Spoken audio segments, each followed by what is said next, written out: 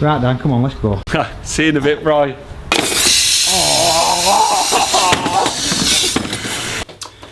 How you doing, Brian King, UK Flooring TV? We're over in Telford at Peter Jones Carpets and Beds with our very own Dan Jones. How you doing? Our good mate Ian James, alright Ian.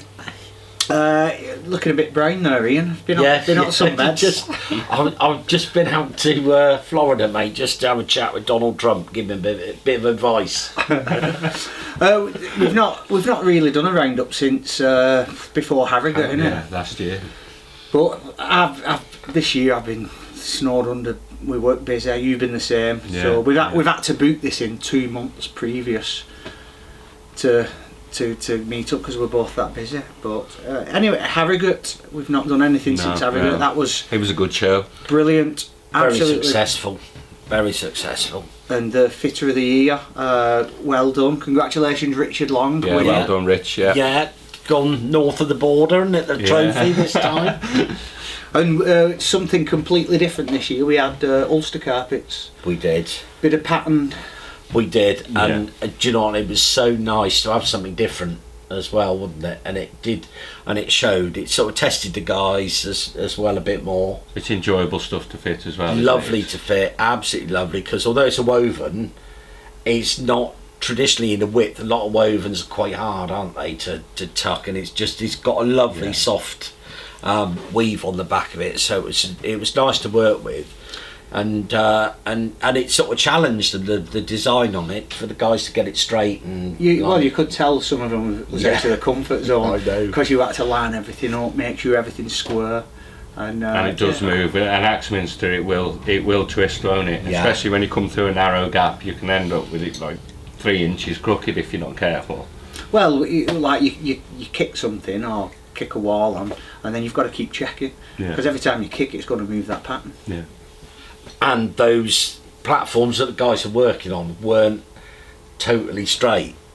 No. I mean, we knew that, they didn't, but they had to work that. I mean, the whole platform was really challenging for them. Yeah. I mean, it's like you get on a job in a house, don't you? Find the longest feature wall, straight off that. What else can you do? Yeah. But I mean, that was... some of the lads kept the spots away from the walls, and there was things that had gone into that you wouldn't necessarily see unless you knew about fitting, would you? Yeah. There's little things. I mean, for the judging side of things for us lot, it's got so difficult now because the standard has got so high, and we really have to be picky, don't we? We're looking for stuff being like a millimetre out of line. That's how fine it's got.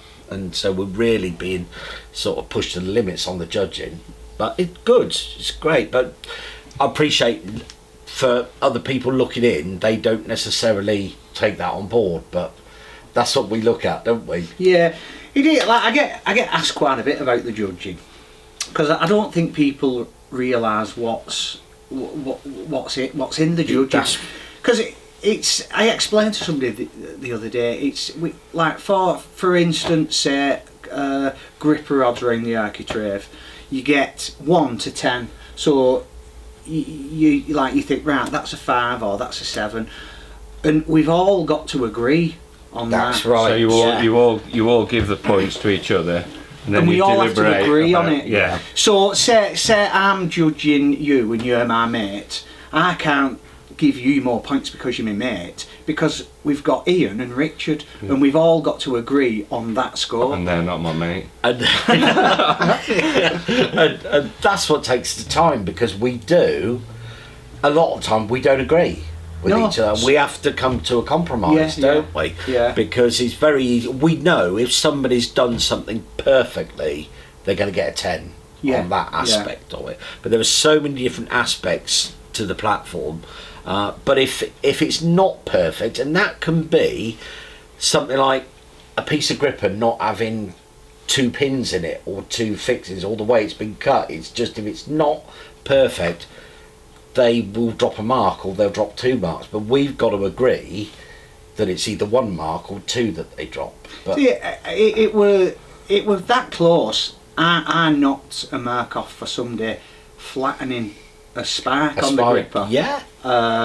when they was knocking the nail in. Yeah. That's how intense it encloses. Because each bay takes quite a long time to mount. Yeah. Oh, it does. And I know that one of the things that came up that was raised with me was, you know, with it being a woven carpet, put a double liner gripper on the width, and which a lot of us would do just because it makes our life easier.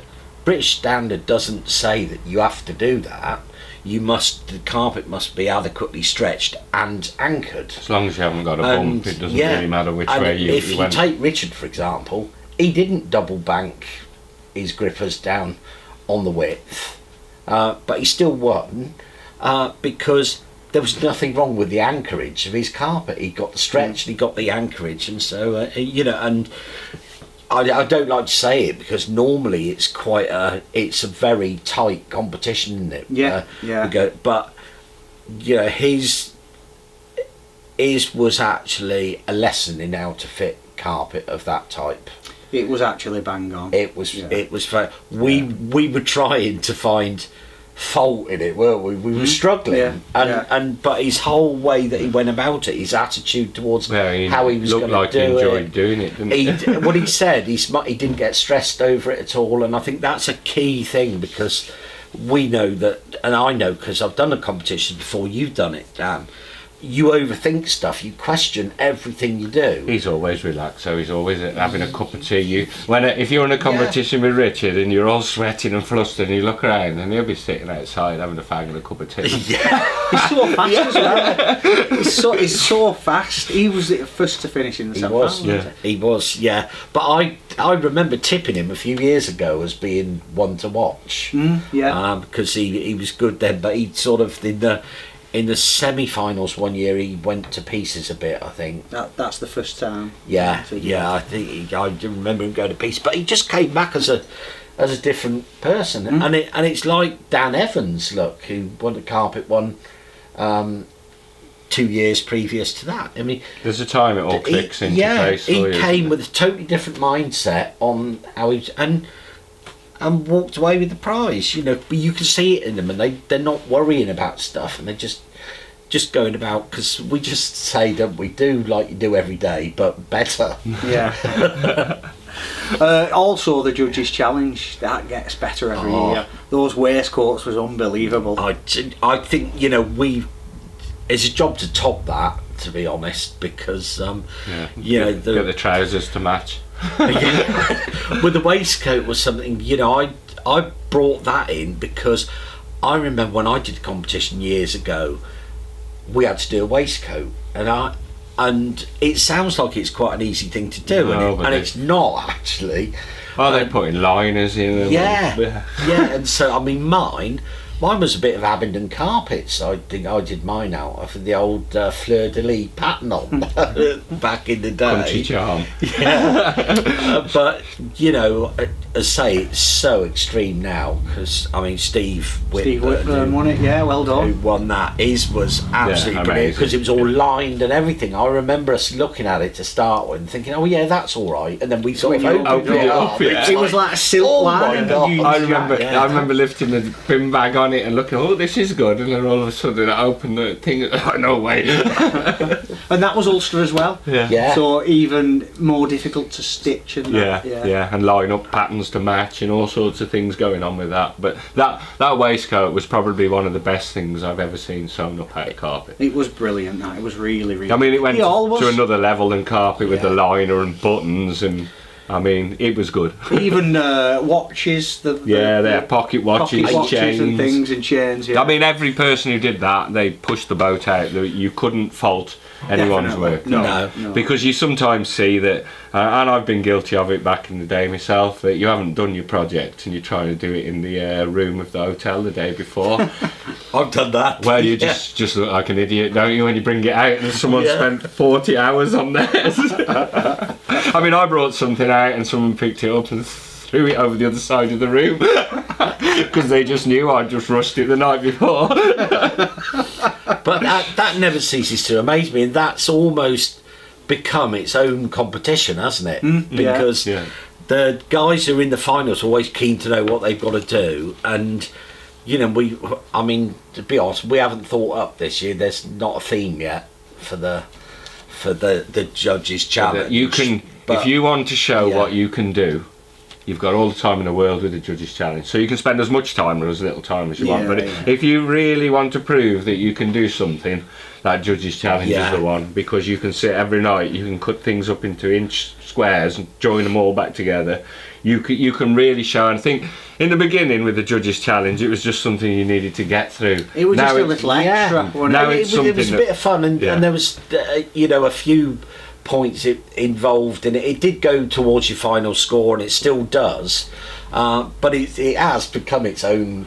Was it the slippers, the very first one? I think it was slippers, the first year. No, you'd have been something a year before, because I did slippers, and I missed the first year of the fit of the year, which was 16. When Mark, it was the tool bag was the first year. Whatever Mark's made. Yeah, it was a tool bag out of carpet. That's right. Because it was just a bit of fun. Yeah, it was, but it's just sort of moved on so much, and actually with this year's being the LVT, LVT, it's very difficult to do something 3D, isn't it? I want a waistcoat making that. Yeah. So it does tend to be like a picture or something like that. But even those, the ones we've seen in the past, like I remember Ben, Matt clock. Parkinson, the clock. Yeah.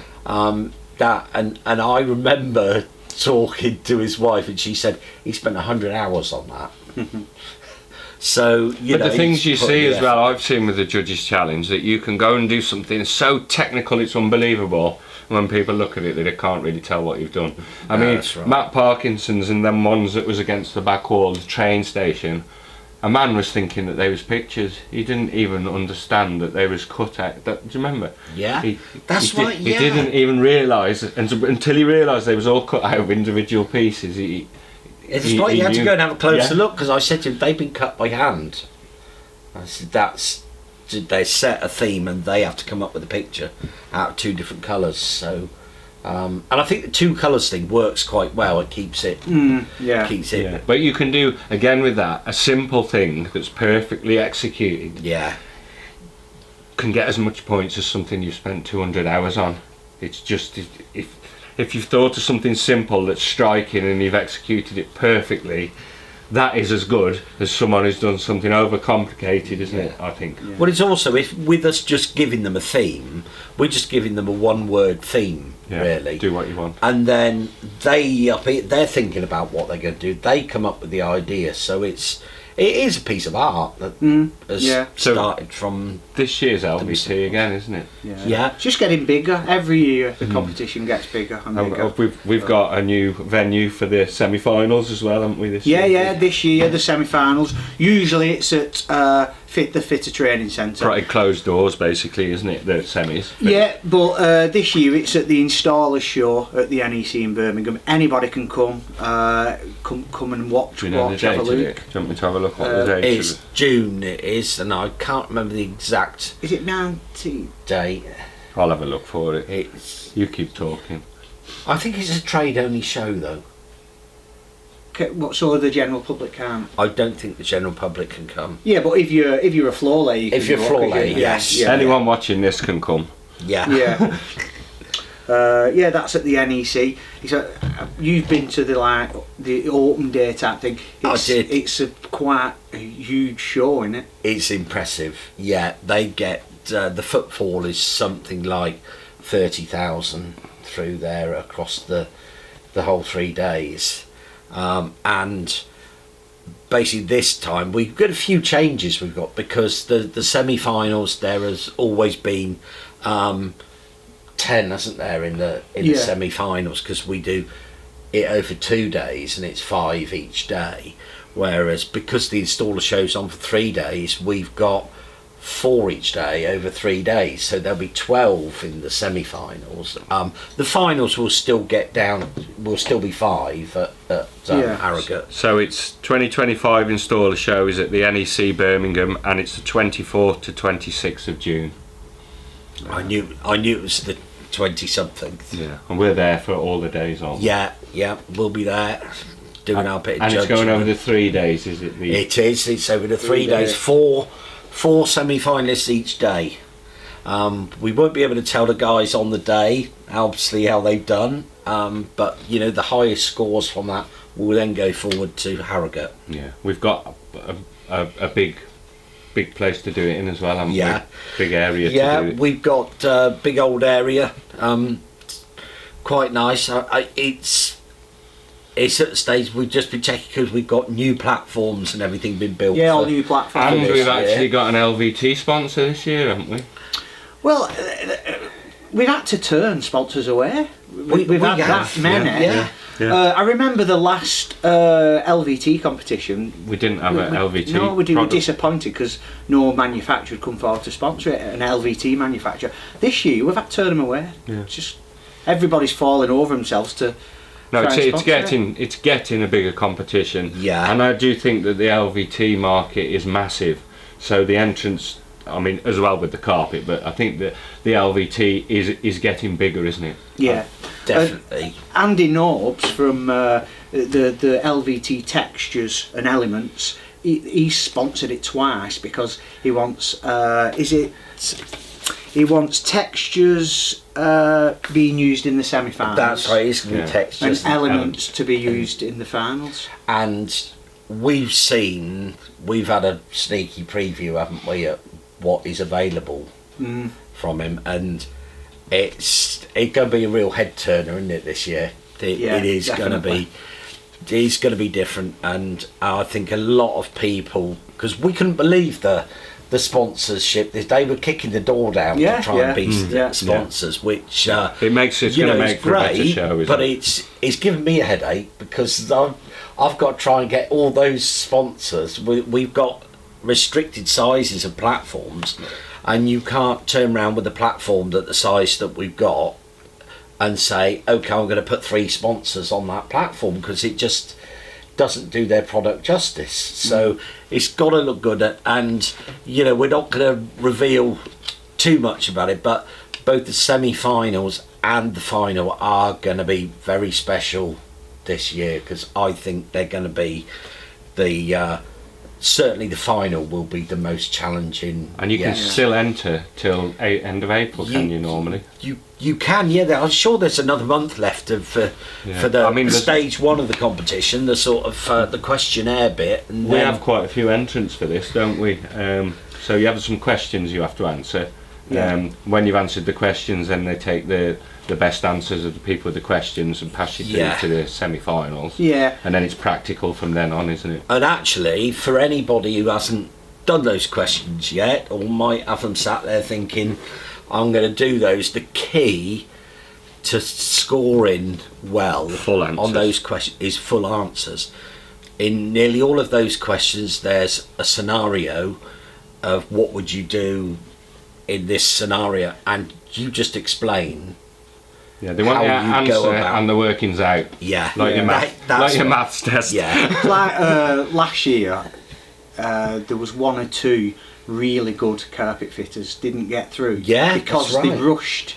They left the questions to the last minute and rushed them. And in fact, we can tell. You look at the questions, you read them, and you'll get like a 1-line answer down for it, and you know that they've done them in the van on the way home or something. Literally, one did. He told them.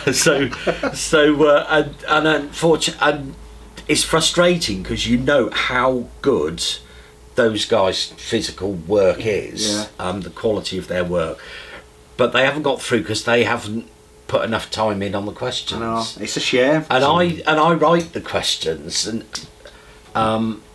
I have to really give them some thought, and just, I know we put this out before to people, but one of the questions, what is the title of the British standard that covers that type of flooring?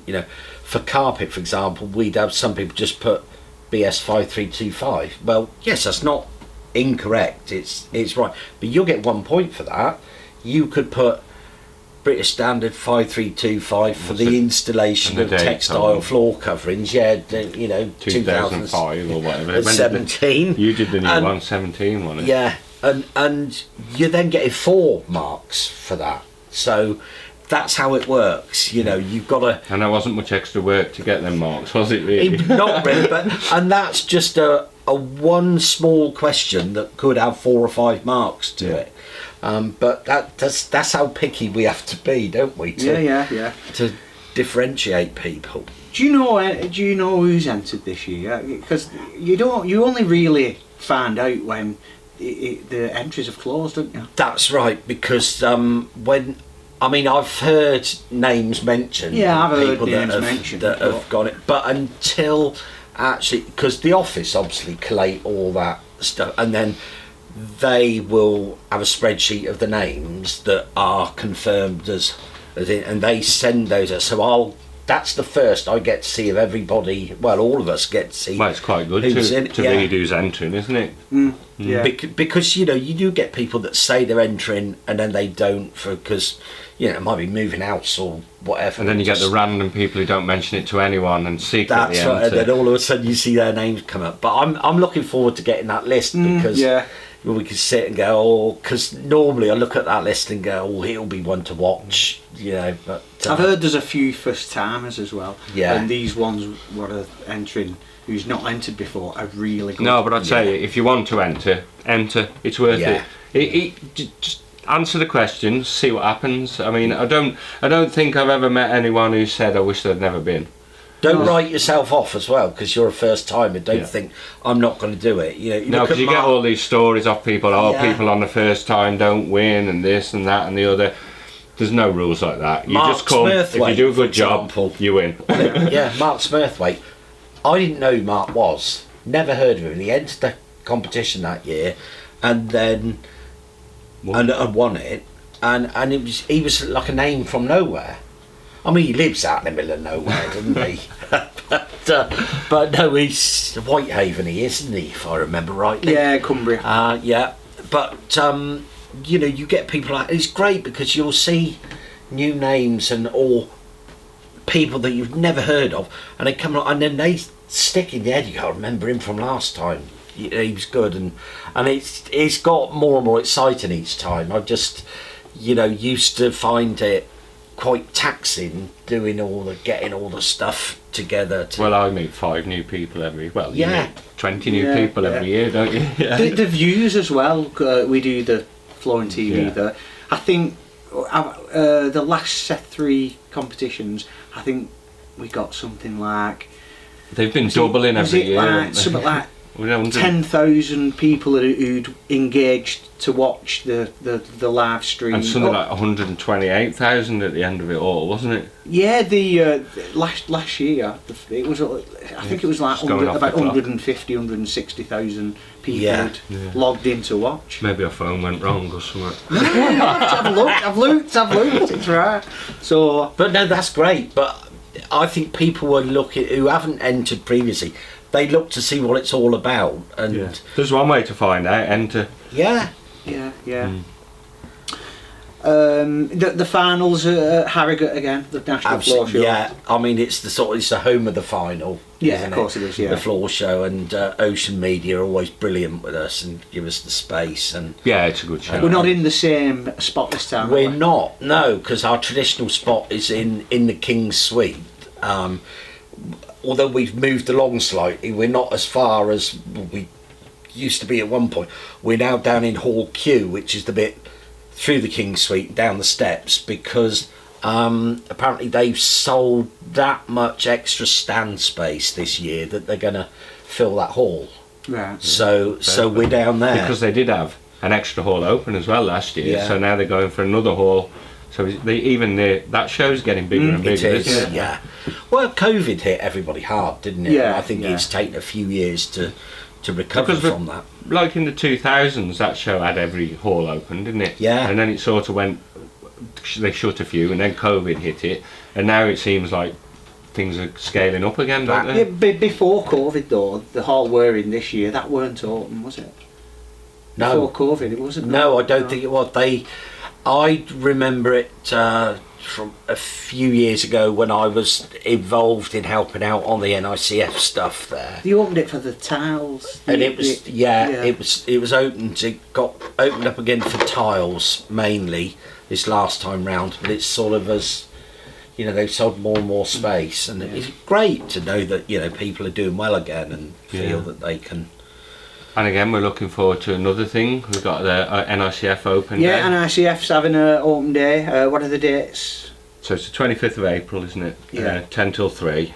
And it's going to be a day full of demos, really. And it's going to be showing stuff that you won't see at other courses or demos. Yeah, because this time we thought we'd do something a little bit different. Because when you go to shows and things like that, all the like training centres and manufacturers, the same they tend to do the same thing. They do the So same things that you can fit into a short space of time. Yeah. So we've tried to come up with something a bit different and a bit more appealing to. So there's a bit you can learn the odd thing there. Obviously, we're not going to show full ways to do things. It's just a taster on things. Some of the things aren't taught, but you'll see them there. See how it's done. You'll get a chance to have a go with stuff. That's the main thing. We've got lots of tool demos which are for participants to use. There's tool giveaways. There's big manufacturers there. Lunch and refreshments. We're going to do flat weave demo. We've got cotton binding demo, whipping demo, naturals demo. Dean Dickinson's doing LVT. He's doing stuff with LVT in a bay throughout the day, and then we've got Dan Evans doing stuff with carpet in a bay throughout the day.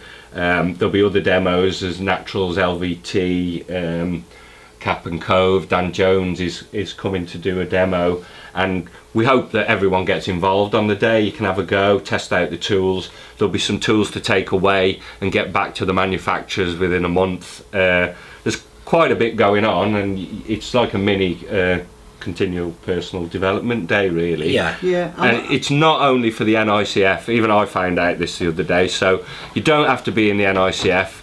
If you're interested in knowing what it's about, or you want to meet us, there's a bit of free learning there. There's a bit of lunch and a day out. So we hope to get quite a few people there, don't we? Well, they can contact any of us, can't they? So if you come in, you need to register with the office, which is nicflimited.org.uk, isn't it?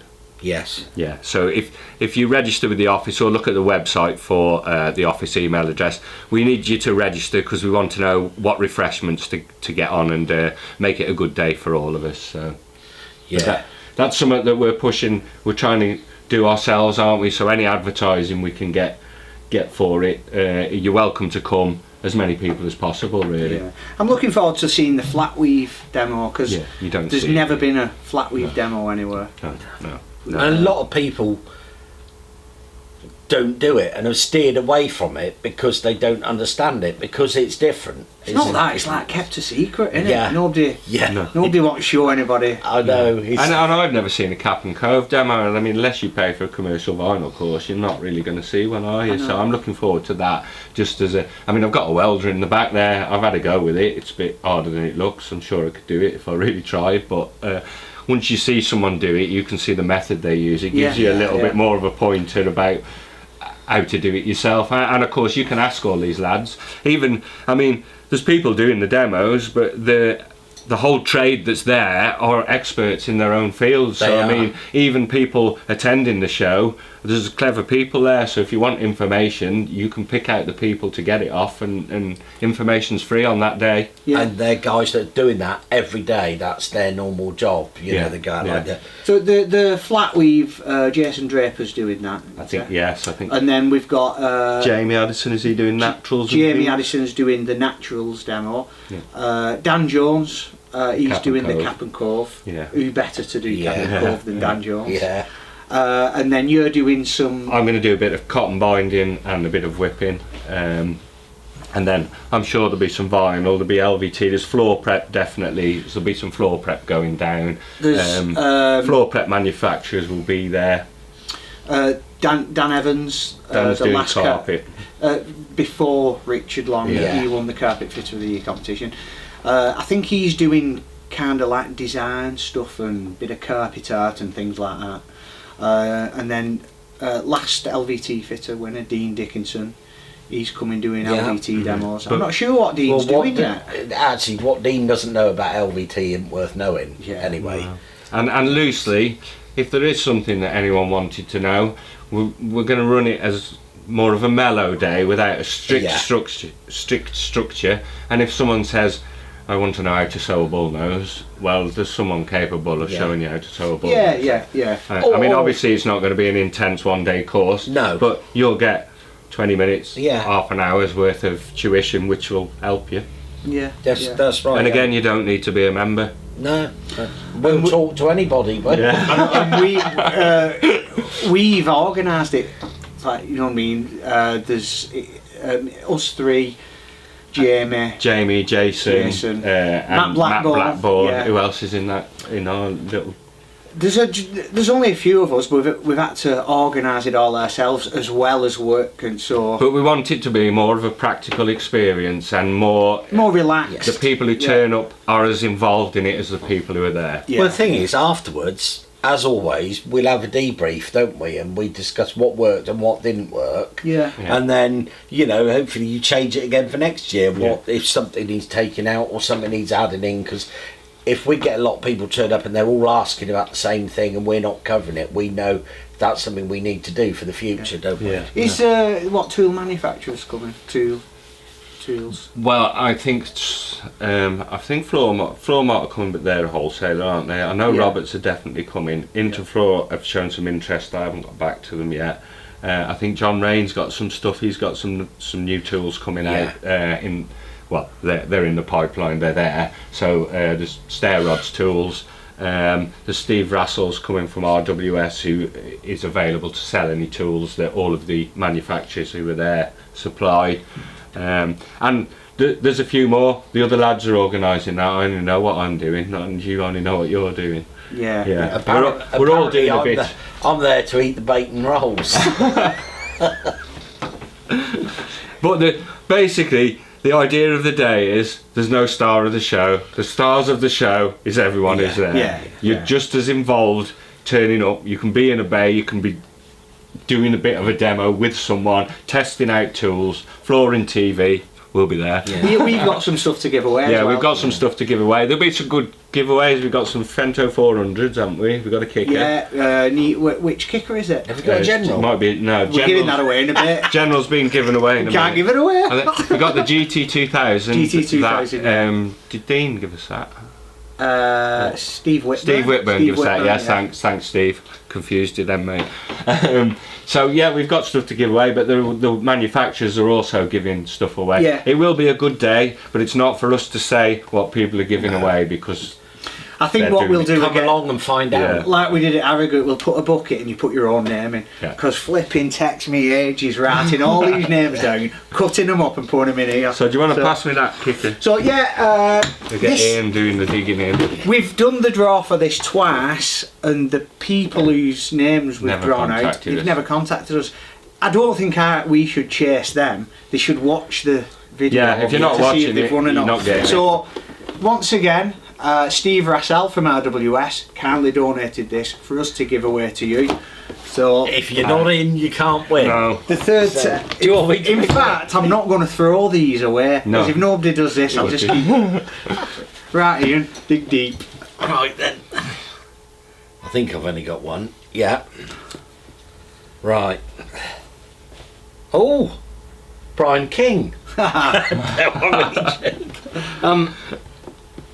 Ali Foot. I haven't put my glasses on. Ali Foot. So, well done, Ali. If We'll you put that there. get in touch with us, and Dan will post it out to you. Unless you go to the open day, and we'll bring it with us. Yeah, that's got your name on it. Cheers. So anyway, thanks for coming down, Ian. Hey, no Good to problem. see you Yeah, again. cheers. Thanks for watching as well. Yeah. And before we know it, it'll be. Well, we'll see you all at the open day first. Yeah, open day April. It's free to come, so anybody wants to come, just they've got to register. Yeah, register at the office, email the office. Yeah. Other than that, get yourself there. If you want to come the night before and stay in a hotel, we'll be around Loughborough. You can buy us a beer. Yeah. Anyway, thanks for watching. Cheers. Cheers. Bye.